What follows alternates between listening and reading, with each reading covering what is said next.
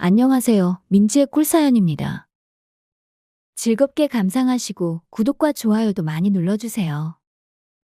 그럼 오늘의 사연 시작해볼까요? 어느덧 제 나이도 40대 후반이 되었네요. 저는 어릴 적 좋아했었던 중학교 동창 친구가 있어요. 제 첫사랑 정수기인데요. 지금은 제 옆에서 세상 모르고 잠들어 있네요. 중학교 시절 처음 만났던 정수기는 유난히 뽀얀 얼굴에 귀여움이 가득했던 이목구비가 떠오릅니다.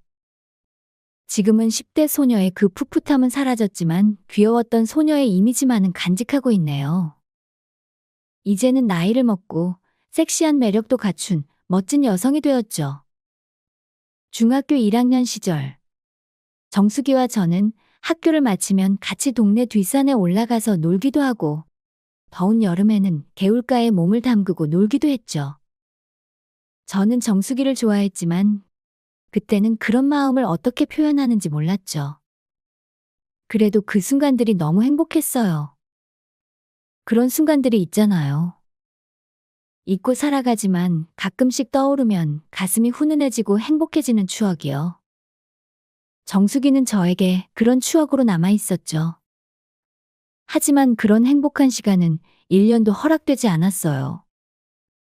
정수기네 가족들이 서울로 이사를 가면서 우리는 헤어지게 되었던 거죠. 그 당시 휴대폰도 없던 시절이라 먼 곳으로 이사를 가게 되는 정수기에게 연락할 방법은 편지가 유일했죠. 이사를 가기 전날 밤 동네 시내가 한쪽에 나란히 앉아서 정수기와 저는 아쉬움에 가득한 시간을 보냈던 기억이 나요. 정수기가 이사가는 집 주소를 적어주면서 편지하라고 했죠.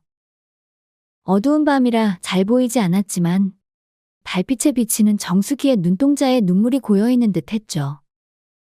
그렇게 정수기와 저는 이별하게 되었고, 그 후로 몇 통의 편지를 주고받았지만 차츰 연락이 끊기게 되었죠. 뛰어놀기 바쁜 중학생이었던 제가 편지를 주고받는다는 것도 쉬운 일은 아니었으니까요. 시간이 흘러 성인이 되었고, 저는 대학 졸업 이후 건설 현장에서 몫으로 일하면서 근근히 살아가고 있어요. 저는 아직 결혼은 못했는데요. 돈을 많이 벌지는 못하지만 혼자 지내다 보니 돈을 쓸 곳도 없어서 다행히 쪼들리지는 않고 살고 있습니다. 평범하기만 한 시간들이 흘러가던 중, 지금도 연락이 닿는 한 친구에게 초등학교 동창회를 한다는 메시지를 받게 되었는데요. 초등총 동창회를 한다는 소식에 불현듯 잊고 살던 정수기가 가장 먼저 떠올랐죠. 정수기의 소식이 너무 궁금했어요. 동창회에 가면 정수기의 소식을 들을 수 있을까? 저는 생각할 것도 없이 동창회에 참석해야겠다는 생각을 했죠. 기대에 부푼 마음으로 동창회 날을 기다렸고, 모임 장소에서 어릴 적 친구들도 여럿 만나게 되었어요. 다들 아저씨, 아줌마가 되어 있더라고요. 세월의 흔적이야 얼굴에 가득했지만 다들 반가운 얼굴이었죠.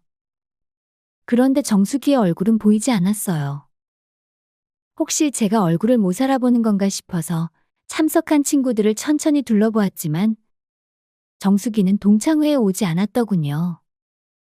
그렇게 분위기가 무르익어가고 여러 대화가 오가던 중 건너편 테이블 여자 동창들 사이에서 정수기의 이름이 들리기 시작했어요.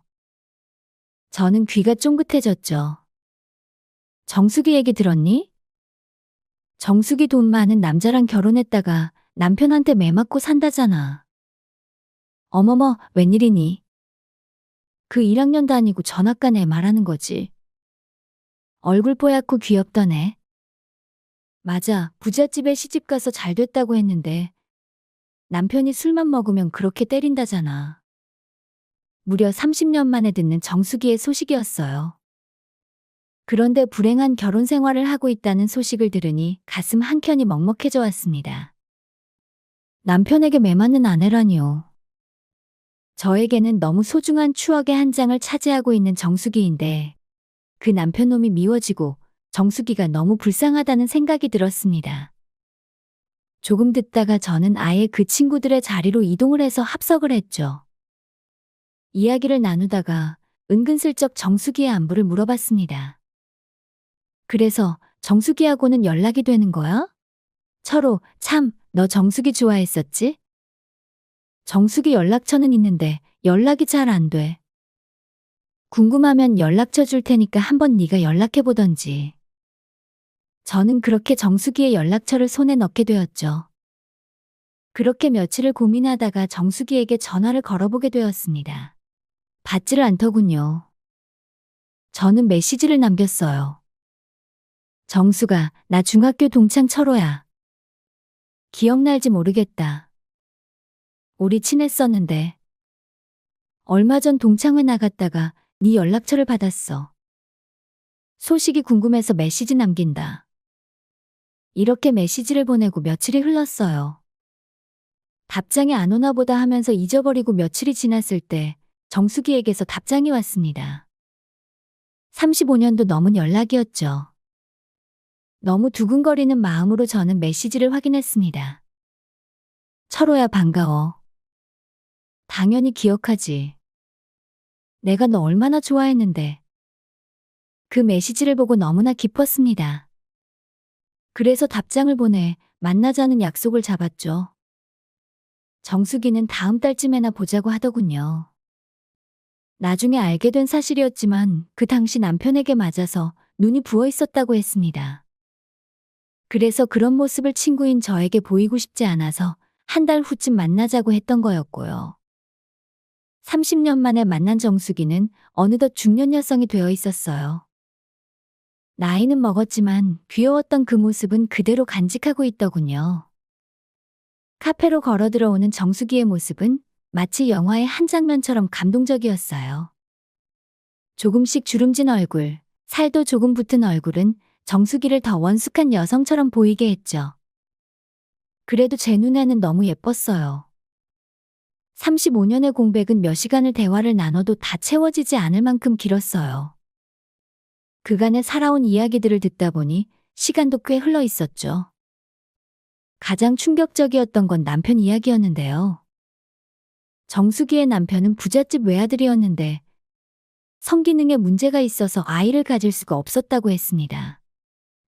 그런데 시댁에서는 그것을 마치 정수기의 문제인 양, 정수기를 막대하고 괴롭혀왔던 거였죠. 정수기 남편은 스스로 괴로워하면서 술에 빠져 지내다가 얼마 전 몸의 일부가 마비가 와서 거동마저 불편한 상태라고 했어요. 아이도 없는데 이혼이라도 하고 새 출발을 하지 그랬냐고 물었죠. 정수기는 부모님도 다 돌아가셨고 해서 혼자서 살아간다는 게 두렵다 보니 남편을 떠나지 못했다고 했어요. 그래서 제가 도와주겠다고 했습니다. 정수기가 이혼한 후 갈 곳이 없으면 제가 사는 곳에 와서 돈을 내지 않고 지내도 된다고 했죠. 일자리가 필요하면 제가 하는 목수 일을 가르쳐 주겠다고 했습니다. 그저 용기만 내달라고 정수기에게 부탁하고 응원했죠. 저의 진심 어린 마음이 정수기에게 전해졌나 봐요. 정수기는 어렵지만 남편과 이혼을 결심했고 결국 그 남자의 그늘에서 벗어날 수 있게 되었죠. 이혼을 마무리 지은 후 저에게 가장 먼저 전화를 했더라고요. 저는 당장 차를 몰고 정수기를 데리러 갔습니다. 얼마나 형편없는 대우를 받으면서 지냈는지 챙겨온 옷가지가 여행용 가방 1개 정도밖에 되지 않더라고요. 마음이 참 아팠습니다. 그렇게 정수기는 제가 살고 있는 빌라의 작은 방으로 들어오게 되었어요. 일을 마치고 집에 오면 정수기가 저녁을 차려놓고 기다리는데요. 35년 전에 첫사랑이 차려주는 저녁 식사가 상상이 되시나요? 저는 매일매일이 감동이에요. 정말로 꿈을 꾸는 것처럼 행복하고요. 그러던 어느 날 밤이었는데요. 잠들기 직전이었는데 정수기가 제 방문을 노크하더라고요. 저와 같이 잠들고 싶다고 했죠. 풋내기 어린 시절부터 지금까지 제 마음을 다 알고 있었다고 하면서 제 마음을 받아주고 싶다고 했죠. 저는 그렇게 감동에 잠겨 그날 밤 정수기를 안게 되었어요. 첫사랑의 결실이 이루어지는 순간이었죠. 그렇게 저는 정수기와 부부처럼 지내게 되었어요. 매일매일 정수기와 사랑을 나누고 잠이 들곤 하죠. 저는 제 첫사랑을 이루기 위해 이렇게 늦은 나이까지 그 누구와도 결혼하지 못하고 있었나 봐요. 오늘도 제 옆에서 곤히 잠들어 있는 40대 정수기의 얼굴에서 저는 중학생 귀엽던 소녀의 얼굴이 분명히 보이네요. 너무 사랑스럽고 예쁜 정수기예요. 제 사연은 여기까지입니다. 들어주셔서 고맙습니다.